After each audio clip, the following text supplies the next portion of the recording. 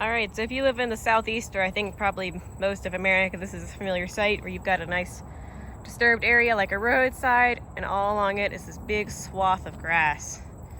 And this is Microstegium vimineum, which is commonly called Japanese stiltgrass, but also Mary's grass. It is from all of Asia, not all of Asia, but more than just Japan.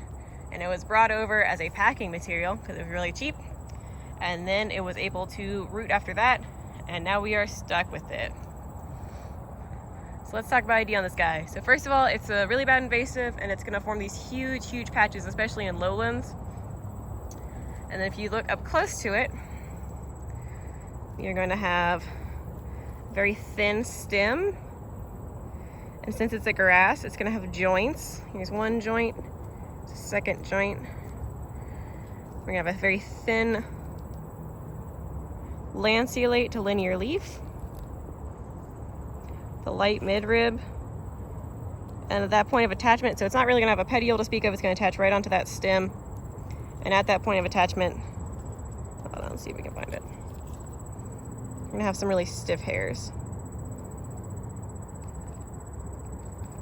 See those guys there.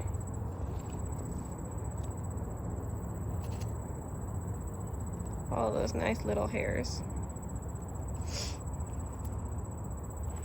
So it's in the family Poaceae with all grasses, and like all grasses, its fruit type is a caryopsis.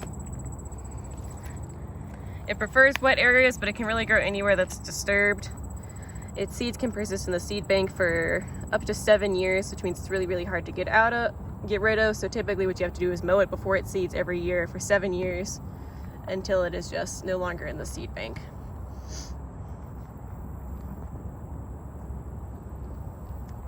And that's about it. It's a really terrible plant, but it's the only grass you need to know right now, so not too bad.